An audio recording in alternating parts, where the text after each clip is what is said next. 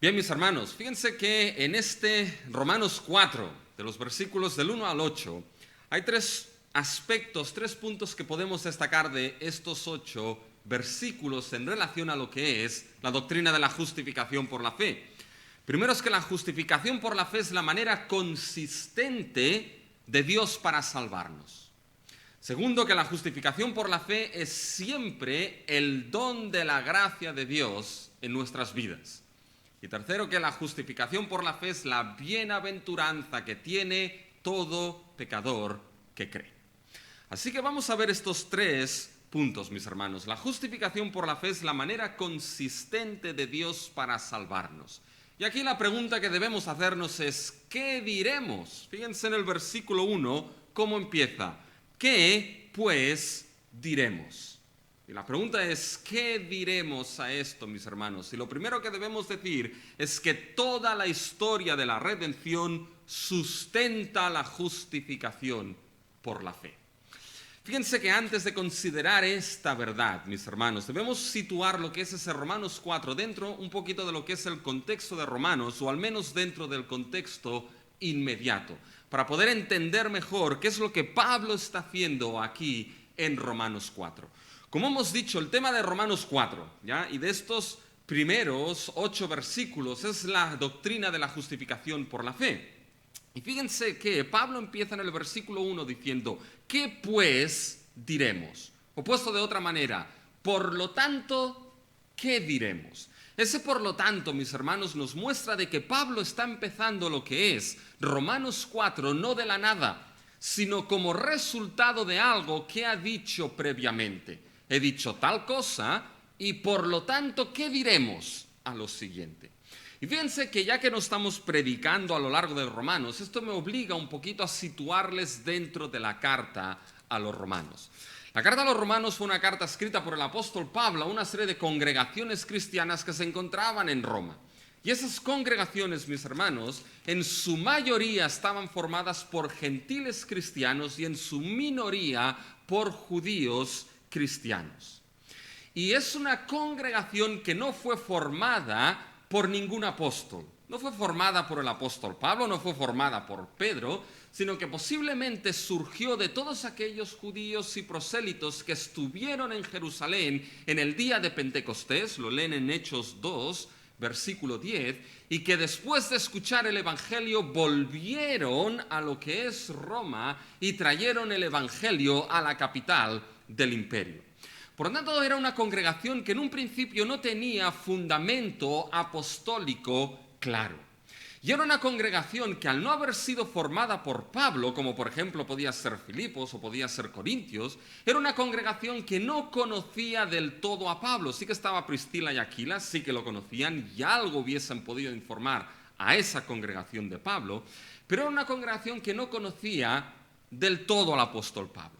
Y Pablo les escribe. Y nos damos cuenta que al final de la carta, en el capítulo 15, Pablo les dice que tiene la intención de ir a España y que yendo a España pasará primeramente por ellos.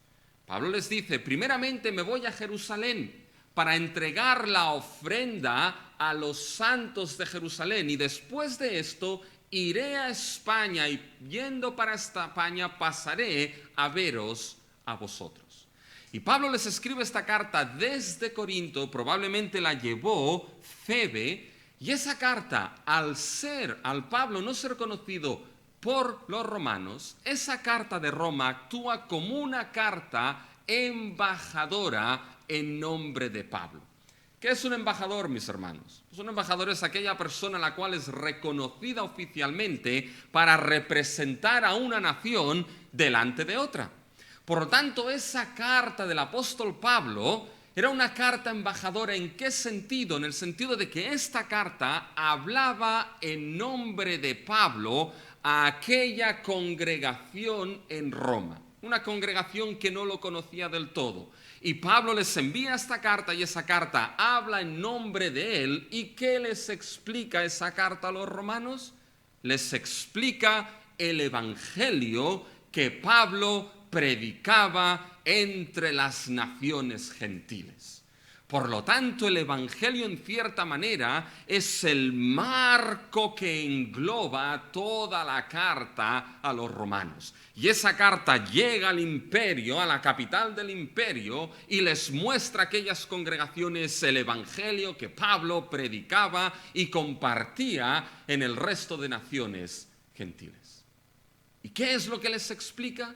La tesis principal del apóstol Pablo, mis hermanos, en Romanos se encuentra en Romanos 1, los versículos del 16 al 17, cuando Pablo les dice, porque no me avergüenzo del Evangelio, porque es poder de Dios para salvar a todo aquel que cree. Establece la fe, a todo aquel que cree, al judío primeramente y también al griego. ¿Y por qué es poder para salvar a todo aquel que cree? Y Pablo le dice, porque la justicia de Dios se revela por fe y para fe, como está escrito, mas el justo por la fe vivirá. Eso lo dice en el capítulo 1, versículos 16 y 17. Y a partir del 18, Pablo empieza a desarrollar su argumento. Y empieza a mostrar que es necesario que la justicia de Dios se revele por fe y para fe en el Evangelio, porque la ira de Dios se revela desde el cielo contra todos aquellos que detienen la verdad con injusticia y con impiedad.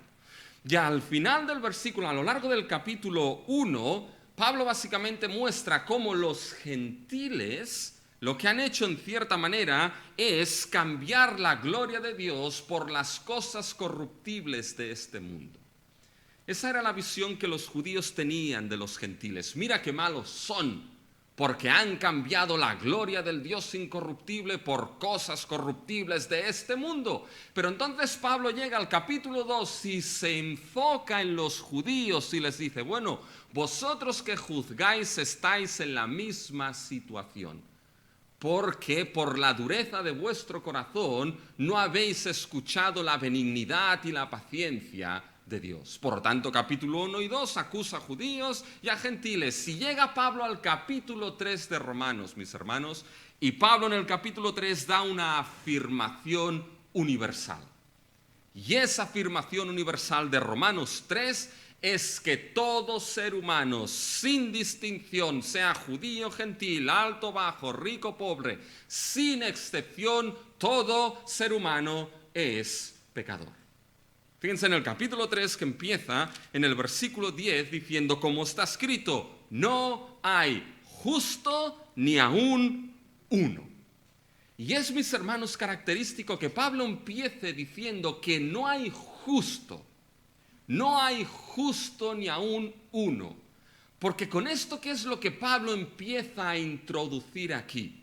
Empieza a introducir de que en el ser humano no hay ninguno que sea justo. Por lo tanto, el ser humano tiene una carencia fundamental de algo.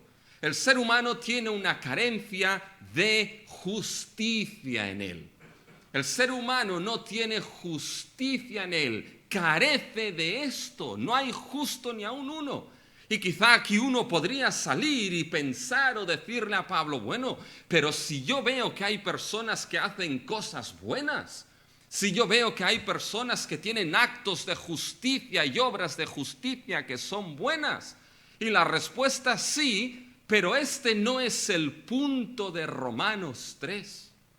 El punto de Romanos 3 es determinar que el ser humano carece de justicia frente a Dios y frente a la ley de Dios. Los versículos del 10 al 18 de Romanos 3 es una acusación de que no hay justo ni aun uno, de que no hay quien entienda que todos se han desviado. Es una acusación usando textos de la ley del Antiguo Testamento. Por lo tanto, el punto de Romanos 10 es que el ser humano carece de justicia delante de Dios y delante de la ley de Dios. Es decir, al ser injusto, la idea es que el ser humano es incapaz de cumplir a la perfección la ley de Dios. El ser humano no da y no llega al estándar, al nivel, a la rectitud de la ley de Dios, y por lo tanto al no llegar y ser injusto, la declaración y veredicto sobre su vida es la de culpable por su injusticia. culpable por su pecado. Y nada puede hacer porque no hay justicia en él que pueda llegar a ese nivel. Por tanto, aquí surge la pregunta en Romanos 3. Entonces, ¿dónde el ser humano pecador encuentra esta justicia? ¿Dónde el ser humano pecador y caído encuentra esa justicia que puede declararlo justo delante de Dios, que puede declarar que sus pecados e injusticia e iniquidad ha sido perdonada delante de Dios? ¿Dónde encuentra el ser humano injusto esta justicia? Hoy aquí viene la respuesta del Evangelio, mis hermanos. Aquí viene lo que Martín Lutero decía que era el centro de toda la vida, de toda la Biblia. Viene Romanos 3 del 25 al 26 y nos muestra que Dios puso a su Hijo como propiciación. Dios estableció a Cristo y sobre él derramó su ira y su justicia para que por medio de la fe fluya lo que es la justicia que el pecador necesita. Ahí está donde se encuentra la justicia que el ser humano pecador necesita, en Cristo, en el Evangelio, solamente por medio de la fe. Por tanto, fíjense que esto es lo que Pablo está determinando. Esa justicia que viene por la fe solamente en Cristo. Pero siempre hay los peros, mis hermanos. Siempre hay aquellos que tienen un pero en algo, siempre. Y aquí salen una serie de objeciones a la justicia que es por la fe. Y fíjense al final del capítulo 3, mis hermanos, a partir del versículo 27. Y fíjense que solamente se lo puedo decir, lo pueden leer en casa, pero hay 3 objeciones. En el versículo 27 hay una serie de preguntas. ¿Dónde está pues la jactancia? Si es por la fe, ¿dónde está la jactancia? ¿Dónde podemos gloriarnos? En el versículo 29 hay otra pregunta que es otra objeción. Bueno, ¿es Dios solamente de los judíos o de los gentiles aquí? A ver, Pablo, acláramelo. ¿Para quién es eso de la justicia por la fe? Y la última objeción es el versículo 31. Bueno, si es por fe, entonces, oye, acabemos con la ley no sirve para nada. Esas 3 objeciones, mis hermanos, son importantes. ¿Saben por qué? Porque el capítulo 4 será la respuesta de Pablo a esas objeciones. Siempre hay aquellos que levantarán objeciones al Evangelio. Aquellos que no quieren creer siempre tendrán objeciones al Evangelio. Pero el capítulo 4, mis hermanos, debemos entender que no solamente será la explicación otra vez de la doctrina de la justificación por la fe por parte de Pablo. No solamente será la explicación, será la demostración. Frente a esas objeciones de la justicia que se manifiesta por la fe en Cristo, el capítulo 4 será la demostración de que la justificación por la fe ha sido siempre el camino que Dios ha seguido para salvar al pecador. La justicia que viene por la fe siempre ha sido la manera de Dios para salvar. Y esto es lo que hará el capítulo 4, mis hermanos. Cuando se levantan objeciones al Evangelio, no debemos asustarnos, porque nos dan la oportunidad de demostrar lo que el Evangelio es y lo que Dios ha hecho de manera consistente a lo largo de toda la historia de la salvación. Y eso será el capítulo 4. ¿Y cómo Pablo demostrará entonces que ese camino es el camino que Dios siempre ha seguido? Fíjense que Pablo, mis hermanos, utilizará 2 testigos importantísimos en la historia de la salvación. Utilizará a Abraham y utilizará a David. Fíjense cómo los versículos del 1 al 8 se sustentan sobre el testimonio de esas 2 grandes figuras de la historia de Israel. Fíjense el versículo 1. ¿Qué pues diremos que halló a Abraham, nuestro padre según la carne? Porque si Abraham fue justificado, se dan cuenta el ejemplo de Abraham. Y fíjense ahora en el versículo 6.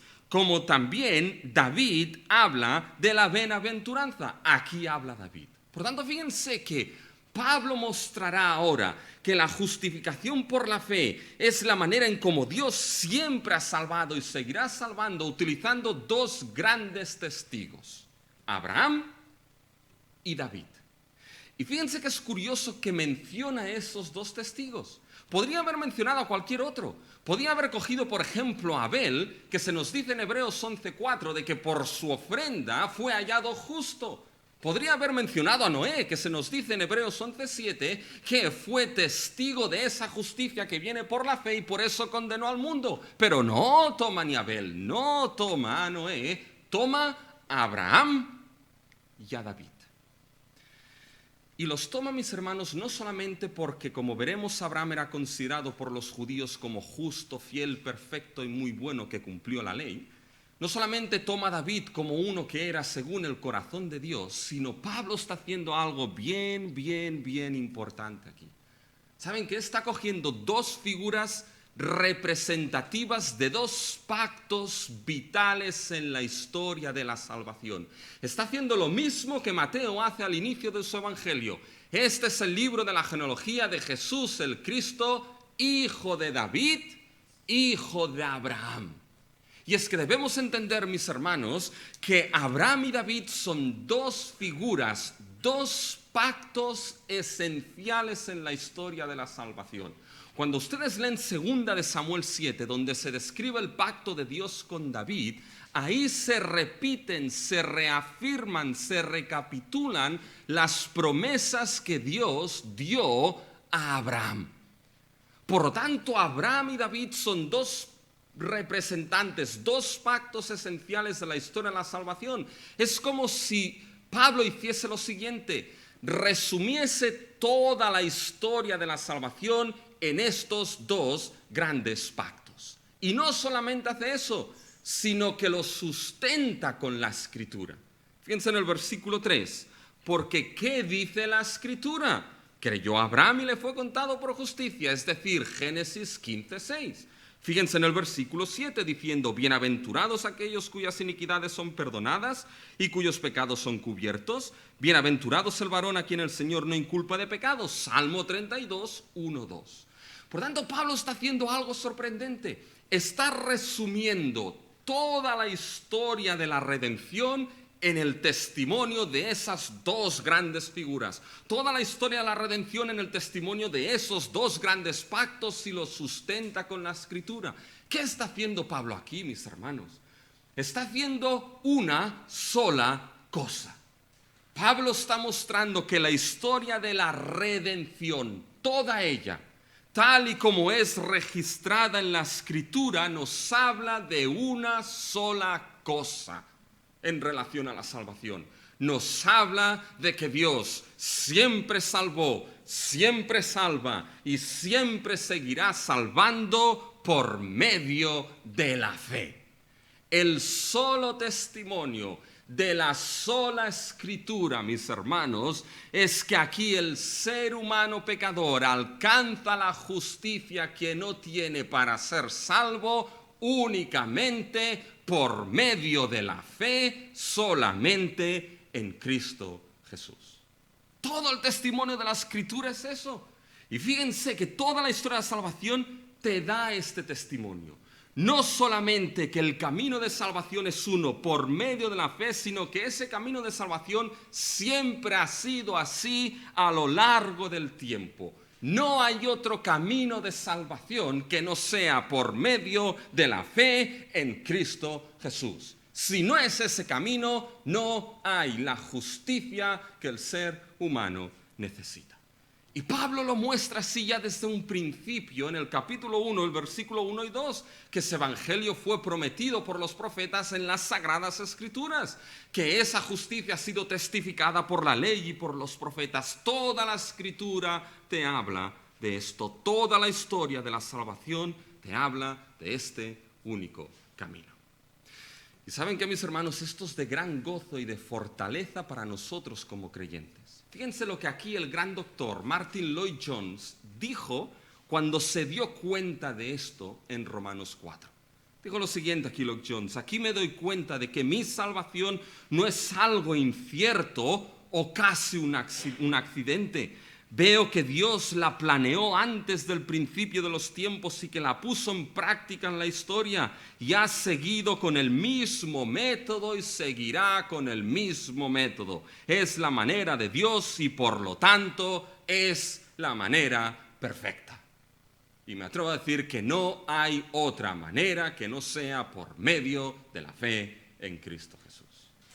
Por lo tanto, es algo que la Escritura nos lleva a meditar, a entender, y nos lleva a entender una segunda cosa, mis hermanos, que no solamente la historia de la redención da testimonio de esa manera consistente de Dios para salvar al pecador por medio de la fe, sino que nos muestra que las obras nunca son el medio de jactancia delante de Dios. Y aquí entramos, mis hermanos, con el texto, ¿ya?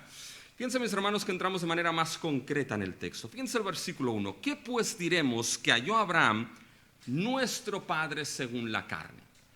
Hay debate a qué se refiere aquí según la carne, dónde se aplica, pero yo creo que nos centremos en el versículo 2. Fíjense, porque si Abraham fue justificado por las obras. Fíjense que Pablo establece una presuposición aquí, una suposición. Digamos que si Abraham fue justificado, ¿a qué se refiere esto de ser justificado? Se refiere, mis hermanos, a lo que hemos dicho en el capítulo 3.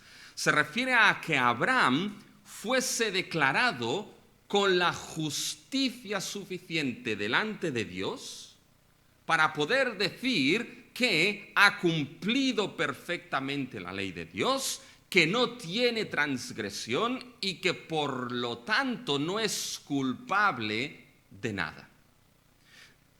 Esa es la idea. Si Abraham fue justificado, es decir, con esto es como aquel que se presenta delante del juez y el juez es capaz de declararlo y decirle, oye, no hay delito en ti, por lo tanto no eres culpable de nada delante de mí. Esto es a lo que se refiere si Abraham fue justificado de esta manera.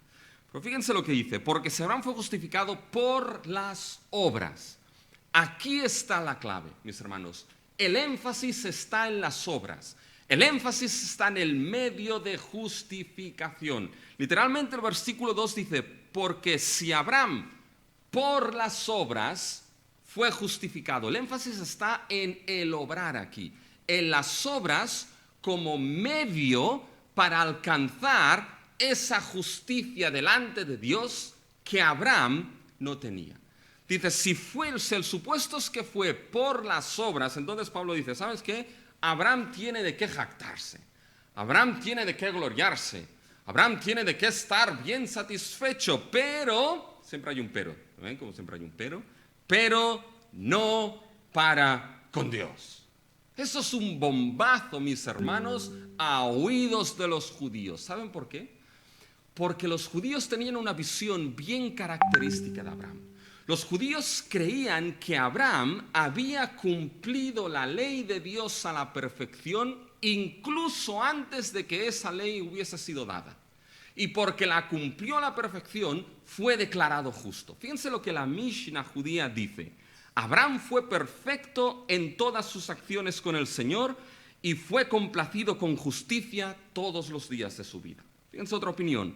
Y encontramos que Abraham, nuestro padre, obró toda la ley antes que fuese dada, porque escrito está, por cuanto yo Abraham mi voz y guardó mi precepto, mis mandamientos, mis estatutos y mis leyes.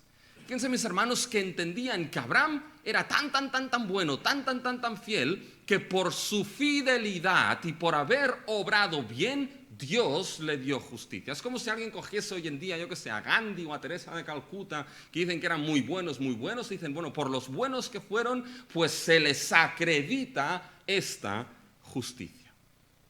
Pero ¿qué es lo que está diciendo Pablo aquí? Dice, si esto es así con Abraham, tiene de qué gloriarse, dice, pero no para con Dios. Pablo está diciendo aquí, todas esas obras no le servirían de nada a Abraham.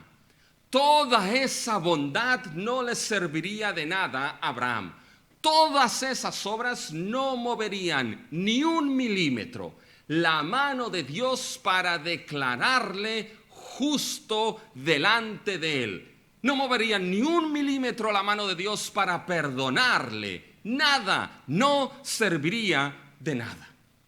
No podría llegar delante de Dios y decir, mira todas mis obras y lo bueno que he sido, esto no les serviría de nada. Mis hermanos y aquellos que escuchan deben entender algo, que la piedad y las buenas obras son buenas, pero la piedad y las buenas obras no sirven de nada para salvación delante de Dios. ¿Por qué? Porque debemos entender que el problema fundamental se encuentra en lo que el ser humano es. No hay justo ni aun uno. Todos se han desplazado, todos se han descarriado. No hay quien haga lo bueno. Sepulcro branqueado su garganta. El problema es que en la caída, mis hermanos, en Génesis 3, el ser humano quedó totalmente caído. Es decir, hay una depravación en que el ser humano no puede por las obras, ni quiere hacer nada que complazca a Dios. Pero después el pecado es tan corrupto, mis hermanos, que la corrupción del pecado lo mancha todo en el ser humano. Acciones, palabras, pensamientos, actitudes, todo tiene la mancha y el sello de somos pecadores. Esa es la cuestión.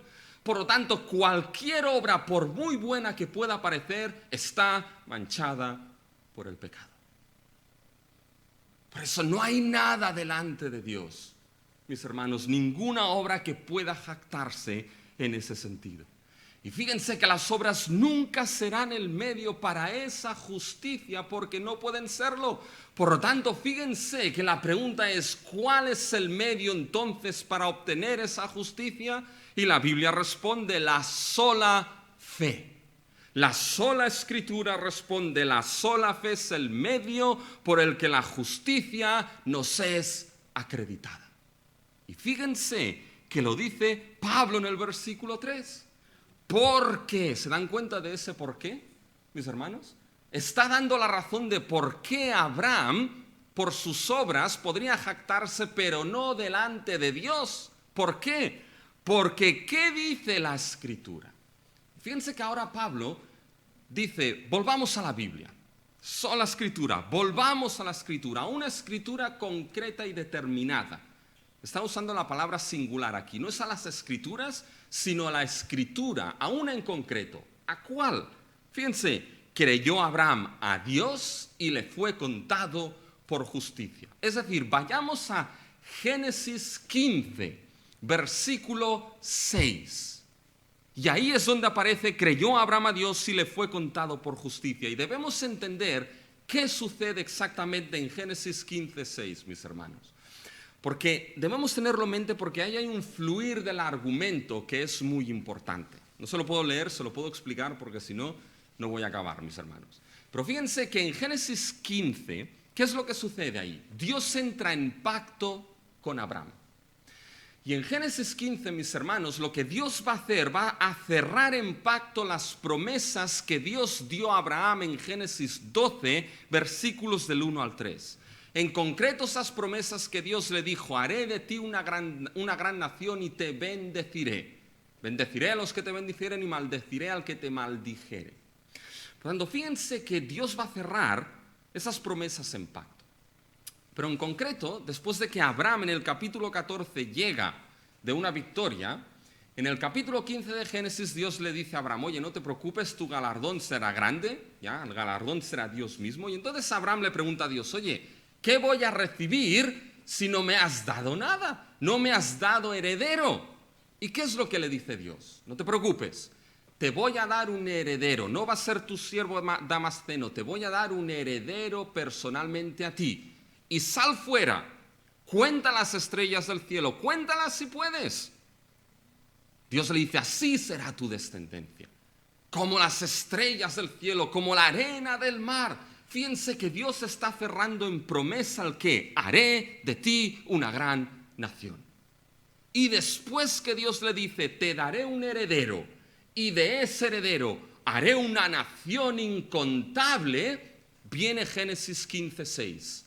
Creyó Abraham a Dios y le fue contado por justicia. Fíjense, mis hermanos, que aquí hay dos cosas esenciales. No pierdan el fluir del argumento. Lo primero es que lo que creyó Abraham fue la palabra de Dios.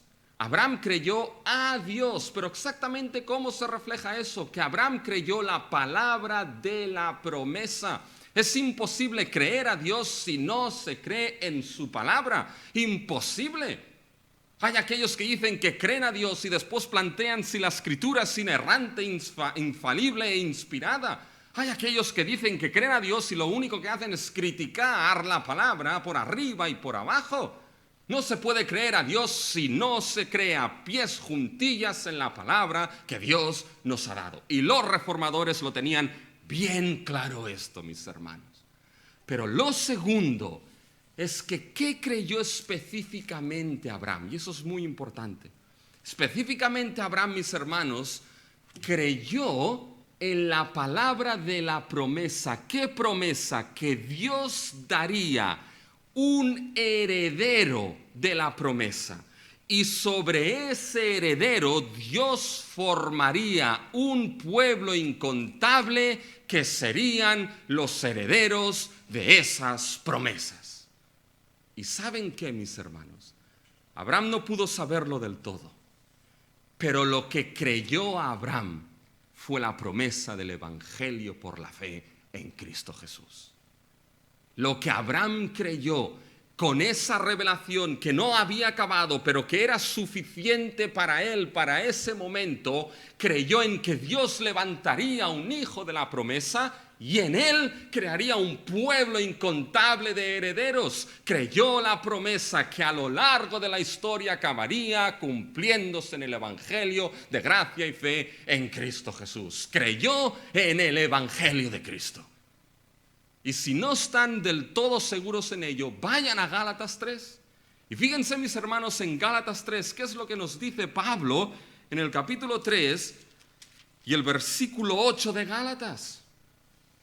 Capítulo 3, 8. Y la escritura, fíjense, preveyendo que Dios había de justificar por la fe a los gentiles, dio de antemano la buena nueva. Literalmente dio de antemano el evangelion, el evangelio. ¿Y dónde está ese evangelio? En ti serán benditas todas las naciones. Eso es lo que se dio en pacto en Génesis 15. Y esas promesas, fíjense ahora en el versículo 16 de Gálatas 3. Ahora bien, dice Pablo, a Abraham fueron hechas las promesas y a su simiente. No dice ya las simientes como si hablase de muchos, sino como de uno, ya tu simiente, la cual es Cristo. Él es la simiente y el heredero por excelencia de esas promesas. Y al final del capítulo 3, mis hermanos, de Gálatas dice, y si vosotros sois de Cristo, ciertamente linaje de Abraham sois y herederos según la promesa. ¿Qué es lo que creyó, mis hermanos, cuando Abraham creyó a Dios? Creyó en esa palabra, la promesa, que era, mis hermanos, ya el anuncio del evangelio mismo. Y esa fe en esa promesa del evangelio le fue contado por justicia. ¿Qué quiere decir contado por justicia? Es la palabra acreditar, mis hermanos, dar por crédito. Es cuando vamos a pedir un crédito al banco, que asusta, ¿ya? Vamos a pedir un crédito al banco. ¿Qué es lo que suelen darte? Aparte de palos a veces, ¿qué es lo que suelen darte? Te dan básicamente un dinero a tu cuenta que ¿qué? Que no te pertenece, que no es tuyo. Fíjense que es lo mismo que Pablo le dijo a Filemón con el siervo Onésimo. Le dice que si en algo te ha dañado o en algo te debe, ponlo a mi cuenta. Lo que era de Onésimo y que no le pertenecía a Pablo, le es ahora dado a Pablo como si fuese suyo. Esa es la idea de acreditar.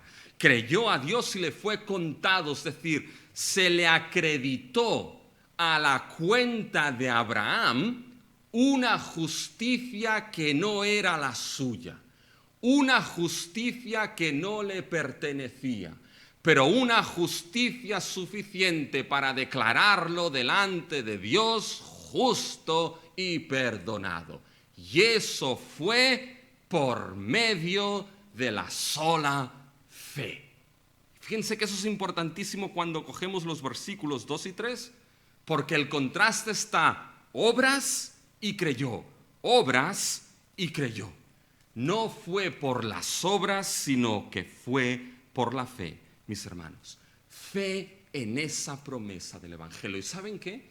Esta es la razón por la cual esa justicia que le fue dada a Abraham, esa justicia que, como veremos, le declaró perdonado y no culpable, esa es la razón porque creyó en esa promesa del Evangelio, es la razón porque también esa misma justicia puede acreditarse a todo aquel que cree en Cristo Jesús. ¿Saben por qué?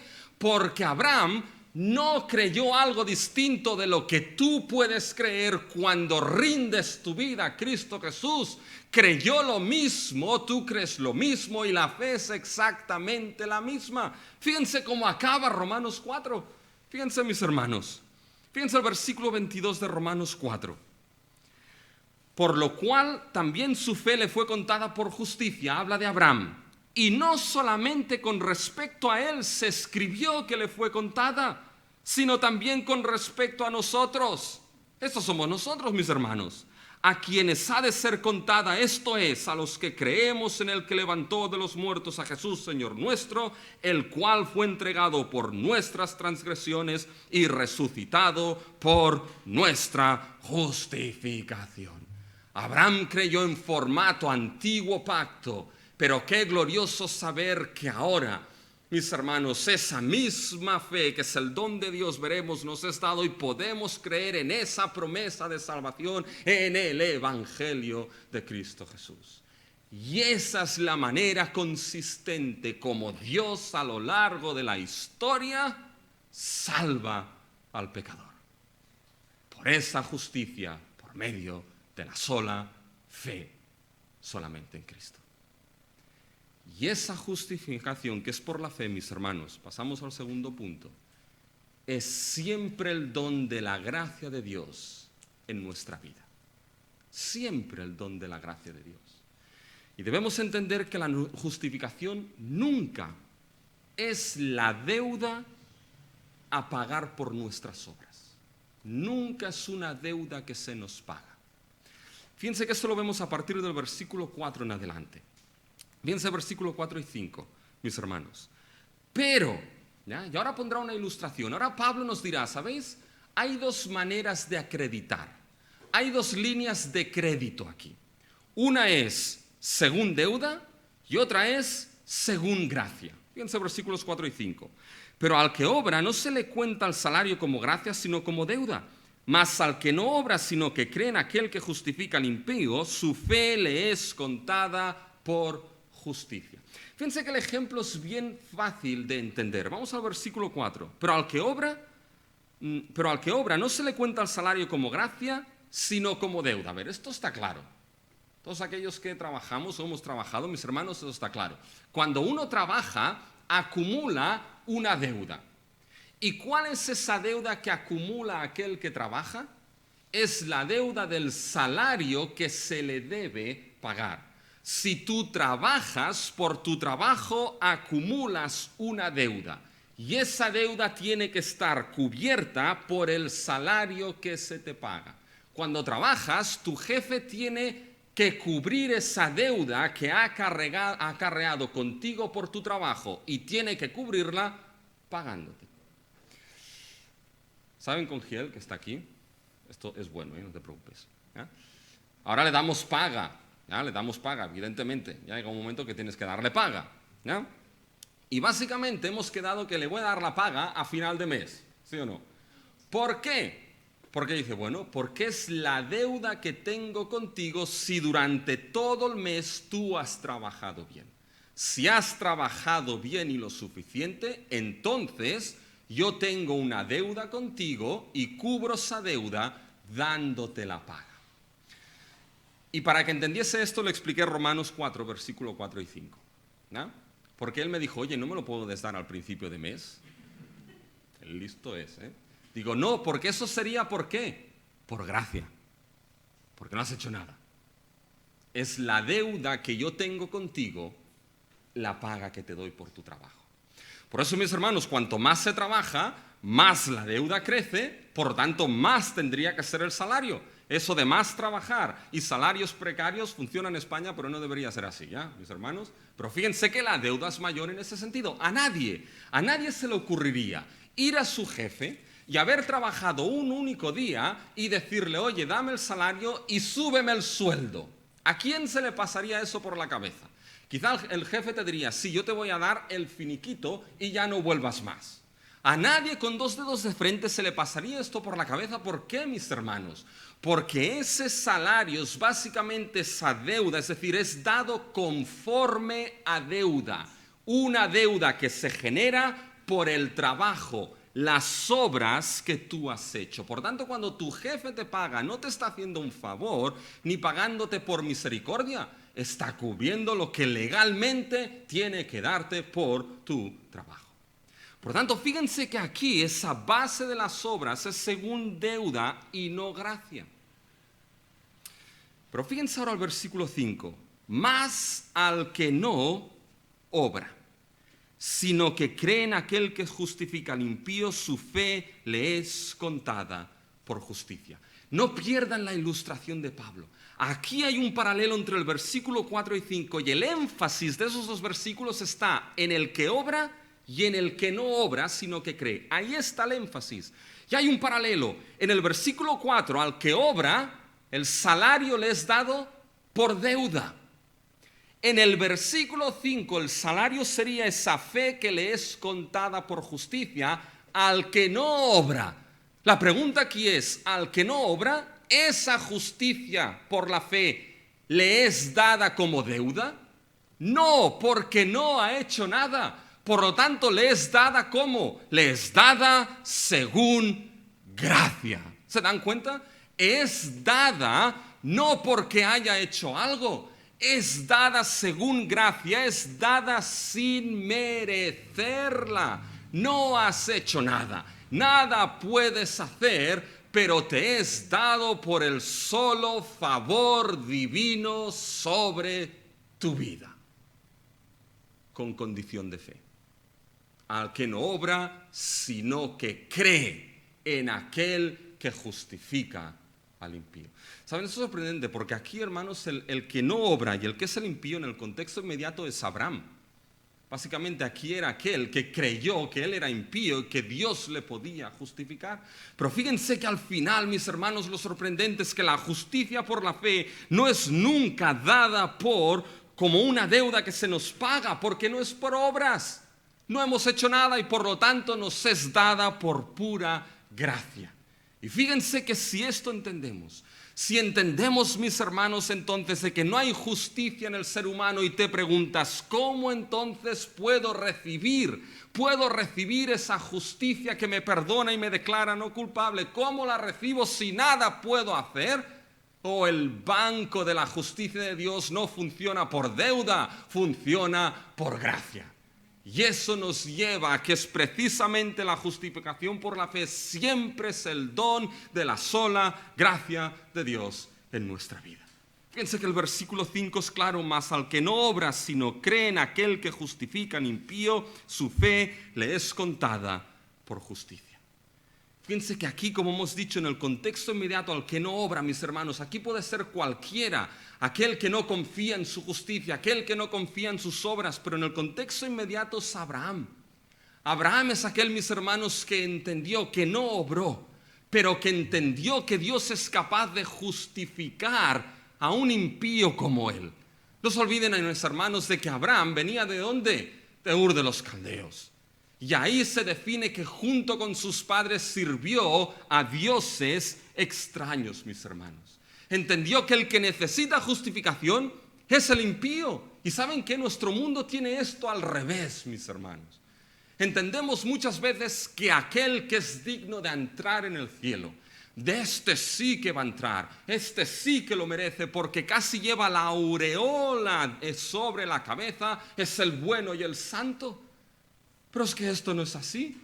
Aquel que necesita de médico no es el sano, sino que es el enfermo, dijo Cristo. Aquel que necesita de una justicia que le declare no culpable, que le declare perdonado, es aquel que es impío. Y hasta que no entiendas, hasta que no entendamos que somos pecadores e impíos delante de Dios, nada de esto tendrá sentido. Pero el día que entiendas lo impío que el pecado nos hace delante de nuestro Dios, será aquel día que por la gracia, la sola gracia de Dios, puedas llegar a entender que hay uno que justifica al impío, que hay uno que le declara perdonado y no culpable, que hay uno que es capaz de perdonar los pecados más terribles que pueda haber en tu vida. Aquello que tienes vergüenza, aquello que tienes temor que te saquen a la cara, eso es capaz de perdonar Dios mismo por la sola gracia y por la sola fe en Cristo Jesús. Y cuando esto se entiende como el sol de la mañana rompe la oscuridad en el amanecer, mis hermanos, este sol puede romper la oscuridad en tu vida y brillar más y más y más cuando entiendes lo siguiente. Fíjense, hay un error grave en la justificación por la fe. Fíjense lo que dice Pablo en el versículo 5. Mas al que no obra, sino cree. Mas al que no obra, sino cree. Repito, mas al que no obra, sino cree. Para los que están en YouTube, no se ha enganchado, ¿ya? Pero es que hay algo importante. Mas al que no obra, sino cree. Fíjense que aquí el creer, mis hermanos, no está puesto como obra. La fe, el creer, no es una obra que nos es contada para ser justificados. No depende de lo grande que sea tu fe. No depende de lo intensa que sea tu fe. No depende de la magnitud y grandeza de tu fe, porque la fe no es una obra que cuenta para justificarte. Te pueden decir o puedes decir, no me siento perdonado, y alguien puede venir y decirte, es porque no tienes la fe suficiente. Has de creer más. Nada de eso. No soy perdonado por mis sentimientos. Cristo es el que me justifica. Cristo es el que me perdona. No es por la intensidad de mi fe, porque no al que no obra, sino cree. La fe no es una obra. La fe fluye de escuchar esa palabra y ese glorioso evangelio siempre sobre la base de la gracia de Dios. Y por esa gracia, Dios da el don de la fe para poder creer. Fíjense lo que Orígenes dijo aquí, mis hermanos. La fe descansa en la gracia del que justifica. Y nuestra fe no es contada como obra para ser justificados. La fe es el medio, la base es la gracia, pero Dios es el que justifica. Y cuando entiendes esto, lo glorioso cuando entiendes esto, es que si ni la fe es obra que cuenta para justificarte, ¿sabes con qué te deja? Te deja con nada, con nada. No puedes aportar nada para tu salvación. Bueno, aportas una cosa solamente, tu pecado. Pero te deja en los brazos sublimes de la gracia de nuestro Dios. Te dejan entender de que la salvación es únicamente la obra de Dios y Él la obra plenamente. Y si Él ha determinado que aquel que se acerca con fe a Él será perdonado y declarado justo, no puedes dudar en absoluto que cuando ese don te es dado, si te acercas a Cristo con fe, Dios justifica por la sola gracia. Te deja en el mejor sitio, no en tus obras, porque si fuese por nosotros, mis hermanos, apañados estaríamos. Te dejan aquel que lo ha obrado plenamente. Y cuando esto es así, entiendes entonces que la justicia por la fe es la bienaventuranza que todo pecador recibe por creer. Si alguien se pregunta en qué consiste esa bienaventuranza de la justicia por la fe, y fíjense que David lo explica. Fíjense en los versículos del 6, 7 y 8, mis hermanos, y voy a resumirlo de manera rápida. ¿En qué consiste esta bienaventuranza? ¿En qué consiste esta justificación? Consiste en que Dios no tiene en cuenta nuestros pecados. Fíjense, mis hermanos, en el versículo 6, como también David habla, ahora viene el testimonio de David. David habla de la bienaventuranza del hombre a quien Dios no atribuye o cuenta o acredita justicia sin obras, diciendo, y fíjense el lenguaje, bienaventurados aquellos cuyas iniquidades son perdonadas y cubiertos sus pecados. Fíjense, bienaventurados aquellos cuyas iniquidades son perdonadas, cubiertos sus pecados. Esto es una de las cosas fundamentales de la doctrina de la justificación por la fe. La doctrina de la justificación por la fe, mis hermanos, es una declaración judicial.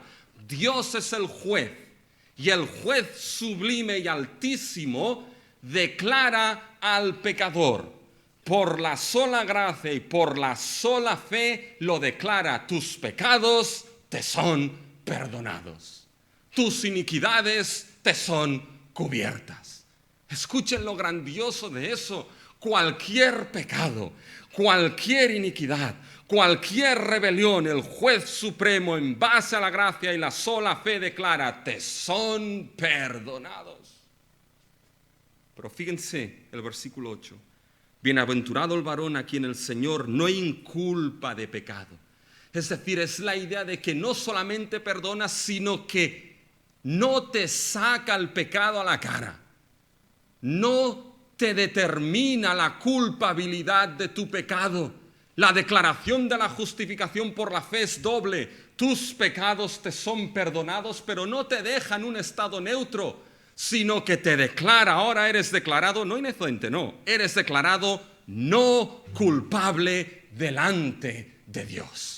Y siendo justificado por medio de la fe en Cristo Jesús, somos reconciliados con Dios y tenemos paz para con Dios. Nada tengo contra ti, dice Dios, nada te he hecho a la cara, dice Dios, porque te he perdonado y declarado justo delante de mí. Gloriosa doctrina, mis hermanos. Y uno se pregunta, ¿cómo puede hacerse esto? ¿Cómo Dios puede hacer esto si Dios mismo dijo que no daría por inocente al culpable? ¿Saben cómo lo hace esto Dios? Porque esa justicia que nos es acreditada es la justicia de Cristo Jesús. Dios no se salta su justicia, mis hermanos. Dios puede declarar al pecador que por la sola fe se acerca a Él en Cristo Jesús, perdonado y no culpable, por lo que ha dicho en el capítulo 3, versículo 25. Fíjense lo glorioso de ese versículo, mis hermanos. A quien Dios, se refiere a Cristo, a quien Dios puso como propiciación. Eso viene del día de la expiación en el Antiguo Testamento, cuando los pecados del pueblo eran perdonados porque la víctima inocente se ponía en el propiciatorio y los pecados del pueblo recaían sobre esa víctima inocente y era sacrificada. ¿Por qué? Porque la ira de Dios caía sobre esa víctima por el pecado del pecador. La justicia de Dios caía sobre esa víctima. El juicio caía sobre esa víctima. El pecado del pecador dado, acreditado a la víctima inocente, y el juicio de Dios caía sobre esa víctima por el pecado. Lo que Pablo está diciendo aquí es que la cruz de Cristo es el último día de la expiación. Cristo y la cruz es el último propiciatorio donde Dios de una manera última y definitiva ha derramado su ira y el castigo por el pecado del pecador. Y por fe, dice, por medio de la fe en su sangre, por medio de la fe en ese sacrificio, mis hermanos. ¿Esto es para qué? Fíjense el versículo 25. Para manifestar su justicia. Glorioso intercambio. Mis pecados por medio de la fe son dados a Cristo. Aquel que no conoció pecado fue hecho pecado por mí. Cargó mi culpa, cargó el castigo, cargó la ira por mi pecado, pero por medio de la fe saben lo que me es dado, lo que es dado a cualquiera que cree en Cristo, su justicia perfecta, la justicia del Cordero de Dios que cumplió a la perfección la ley de Dios, y con esa justicia como tu pronto auxilio, como tu refugio, Dios declara perdonado y no culpable. Ahora estoy reconciliado contigo. Tienes paz eterna y en esa gracia permaneces. Y todo pecado, ninguno, será echado a tu cara, ahora ni en la eternidad misma. ¿Y quién entonces acusará a los escogidos de Dios? Si Dios es el que justifica, si Cristo es el que murió y más aún, el que resucitó. ¿Sabes qué? Hay una conclusión solamente de todo esto, y es la conclusión de Romanos 3, versículo 28. Concluimos pues que el hombre, el ser humano, es justificado por fe sin las obras de la ley. ¿Quieres tener esa justicia que te perdona tu pecado, sea cual sea, y te declara culpable? Acude con arrepentimiento y fe a Cristo Jesús. ¿Quieres vivir con esperanza ahora y por la eternidad? Acude por fe a Cristo Jesús, porque el justificado nadie le acusará y no hay condenación para él. Y la sola Escritura, solo Cristo, sola gracia y sola fe nos lleva a concluir que todo esto es solamente para la gloria de nuestro Dios.